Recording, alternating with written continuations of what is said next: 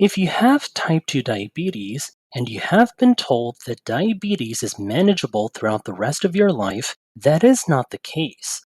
Diabetes is reversible. In today's video, I'll guide you through 5 simple steps that you can begin implementing right away to effectively reverse type 2 diabetes within a few months. Make sure to watch until the end to discover how to address this without depending on pills or insulin injections. Now, let's dive into the 5 easy steps to achieve this.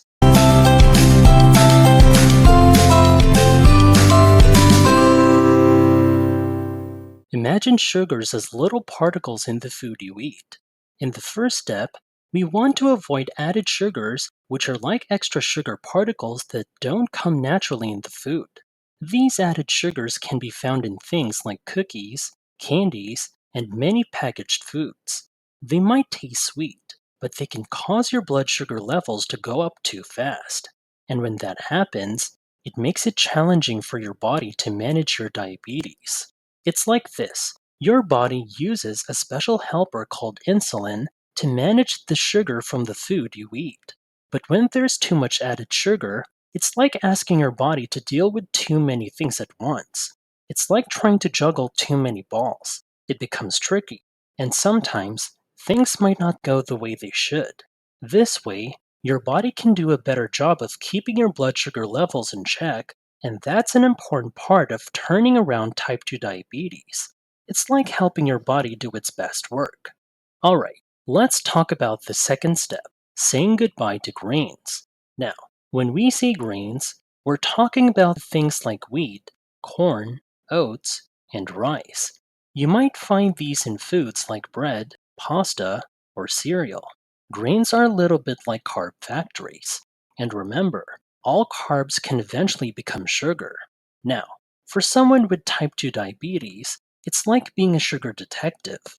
We want to avoid too much sugar because it can make managing diabetes tricky. Imagine you have these grains, like rice or oats. Before you even swallow them, there's this little enzyme in your mouth called amylase.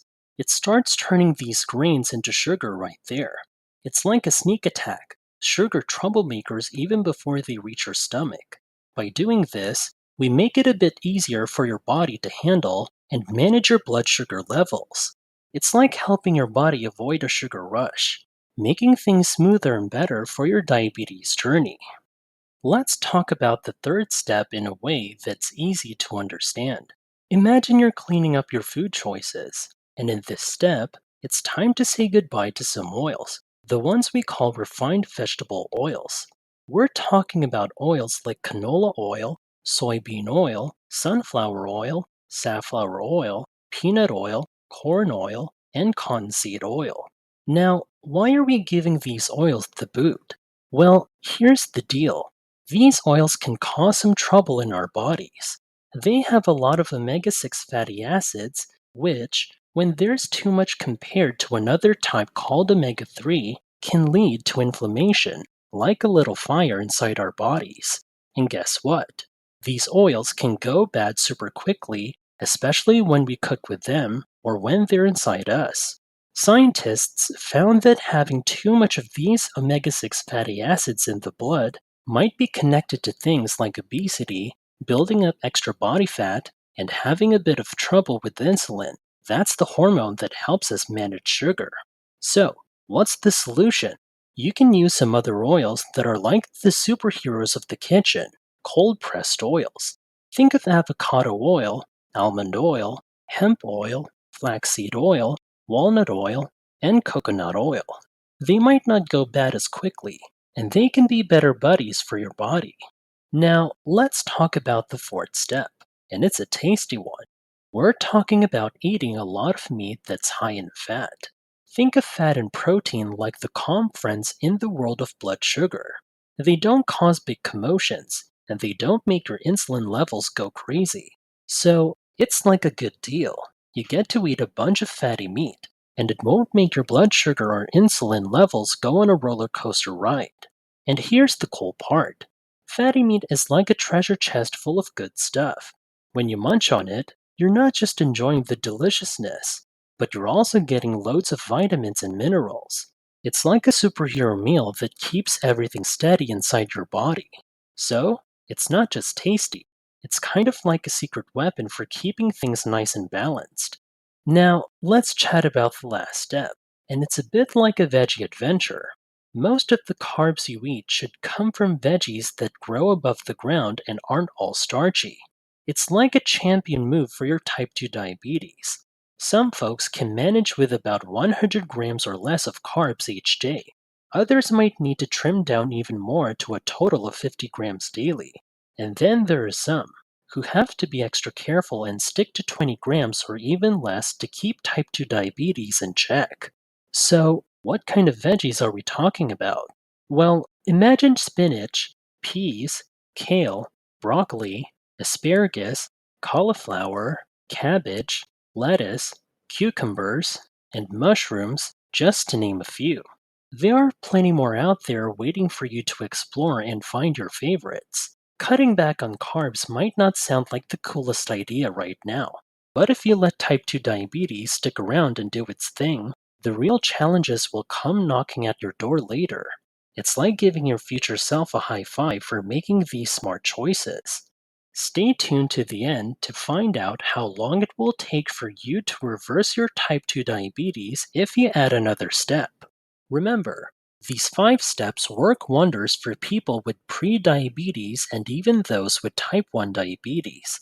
If you're dealing with type 2 diabetes, following these steps can help cut down on the insulin you need, saving you money and getting you to a normal hemoglobin A1C. That's just a fancy test name. Speaking of tests, before diving into these steps, let's talk about some essential ones. Start with the fasting glucose test. Then, there's the hemoglobin A1C test, showing your average blood sugar over 3 months. But here's the plot twist. What? Don't stop there. Okay. Ask for the C-peptide and insulin tests during fasting. They'll tell you if your low carb game is on point for reversing type 2 diabetes. Now, with these steps, many can bid farewell to diabetes in a month or two. Some may need 2 to 6 months, especially if they've had diabetes for a while or find cutting carbs a challenge. It's getting clearer. Type 2 diabetes is linked to long term carb overload.